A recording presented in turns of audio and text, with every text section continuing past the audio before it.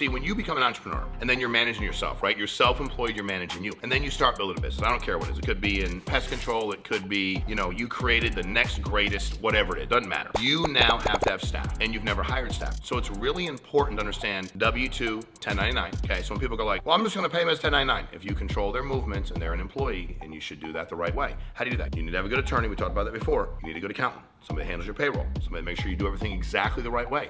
Don't ever mess with the US government. They won 2 world wars and they print their own money. Be smart.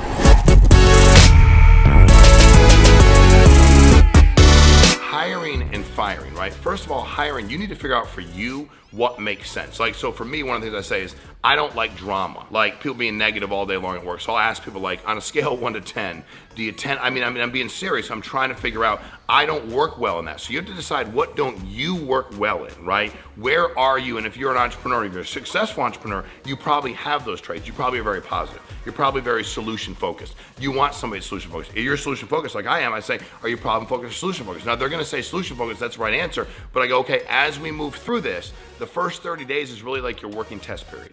After the first 30 days, we're gonna both decide. Number one, I'm gonna decide if this is a good fit for me and the company, but you also have to decide if this is a good fit for you as an employee. And at the end of 30 days, we're gonna sit down and go over that, because I don't want you to be at a job you're not happy with. And I can't have you at a job you're not effective with when I'm paying you, okay? Now, one of the things that's important is communication. You hire your first staff. Every single week, you should sit down with that person for 30 minutes and talk about what happened that week. They've just started. You should talk about, you should ask a lot of questions. You should gather a lot of information, and every week you should feel better or worse about that person's position. If you get to a point in your business where you go, you know what? My gut says I need to fire this person. You're the one that's the employer, you're paying, you probably should. And what I mean by that is you have a reason. I mean, you didn't just wake up one day and go, oh, I want to fire the person. The person shows up late all the time. Man, the person doesn't do their job right. Man, the person was on the phone and offended 14 customers. Whatever it happens to be, and you should articulate all that. And I'm also big on taking copious notes and documenting everything. That makes it easy. And by the way, the struggle for a lot of people is you don't talk to somebody when there's a problem. You wait 30, 45, 78 days, and you sit them down and go, it's not working. And they are blown away. You wanna know why? They should be blown away, because you didn't communicate with them. Most of us avoid that. I never do. I wake up in the morning, go to work, and I think, okay, this person's been here for a week. Let me sit down with Tom on Friday. Hey, Tom, first of all, Tom, let me ask you, how do you think it's going?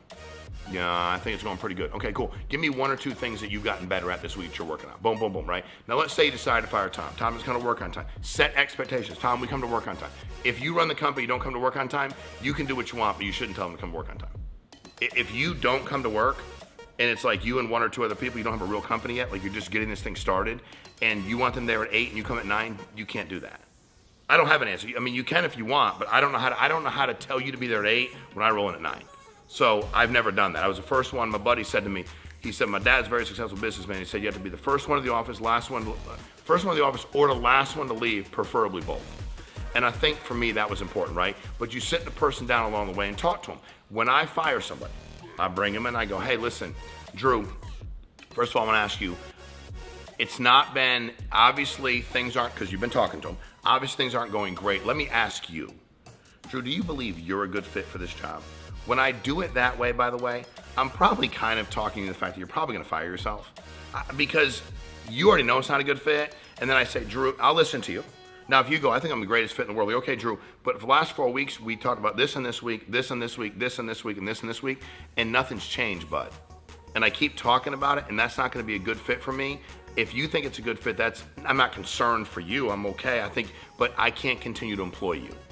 When I hired you, I said you had to come, and again, structure and short-term goals give people a sense of urgency.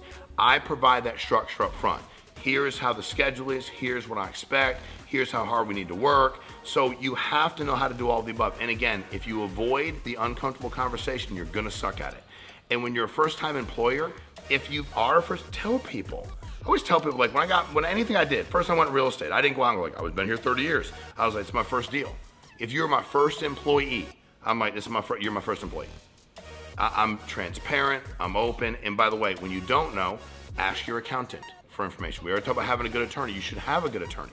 You need a good accountant and a good attorney to be successful in business. You need to hire and fire. You need to know when to do it, and when you feel it, and you know you have to do it quick. And when you find somebody that walks in the door, and you may not have a position for them, but they're really, really good. And you go, man, I already hired one. Some of my best employees ever came in off of like the street or somebody referred them. I had no job for them and I hired them. People are like, what'd you hire him for? I don't know. Meaning not like why, but they're like, what position is he gonna be in? I don't know, I have no idea. But he's too good to let him walk back out the door.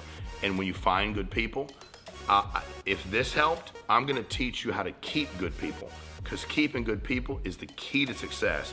And if you become one of these like minor league teams where you get good people and they quit you and then I find them and I hire them, then you help me but doesn't help you. Watch the next video on how to retain good people and subscribe here please so you can keep getting free content.